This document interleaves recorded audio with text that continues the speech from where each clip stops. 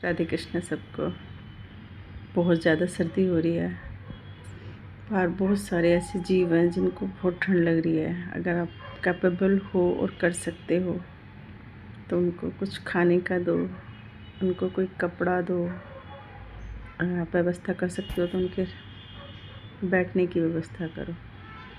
कभी कभी तो लगता है जिसमें 33 कोटि देवी देवताओं का वास है, शास्त्रों में लिखा है गौ माता के अंदर, वो जब गंद खाती बेचारी इधर उधर पन्नियाँ खा रही है, कूड़ा खा रही है। अगर हर इंसान अपने घर से एक रोटी भी लेके निकले ना तो गाय कूड़ा ना खाए।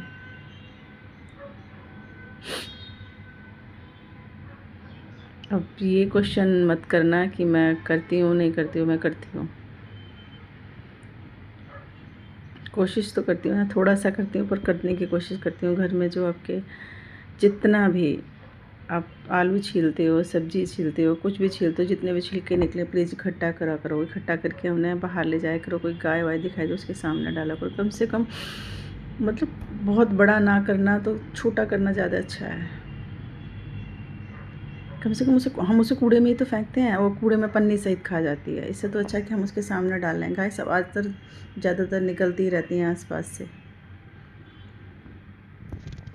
हो सके तो कुछ अच्छा खिलाइए। आजकल गाजर सब्जियां बहुत सस्ती आ रही हैं, किसी को मिल जाए तो कुछ खिला दीजिए। क्योंकि कहते हैं कि वैतरणी नदी को पार सिर्फ गौ माता ही कराती है, तब कोई सामने नहीं आता। शास्त्रों में लिखा हुआ है कि गौ माता ही है जो वैतरणी नदी पार कराती है मृत्यु के बाद। इसीलिए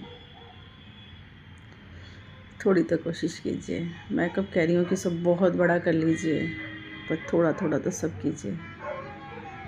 बाहर जो छोटे छोटे डॉग्स हैं, लोग इन्हें मारते रहते हैं, इन्हें कुछ खिला दीजिए। तो अगर आप खिलाने लगोगे तो ये बाइट भी नहीं करेंगे,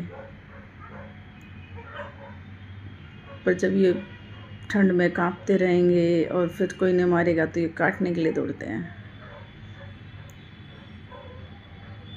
काटने के लिए बोरी दे दीजिए, क्या पता इन्हें सुख मिले। दूसरे कहते हैं दूसरों को सुख देने से सुख की प्राप्ति होती है। ना कभी हमेशा सुख रहा है, ना हमेशा दुख रहता है। बचपन नहीं रहा, जवानी नहीं रही, अब एज जितनी बढ़ गई है कि 50 के प्लस हैं। जब सब परिवर्तनशील है, एक दिन जाना भी यहाँ से कंफर्म है।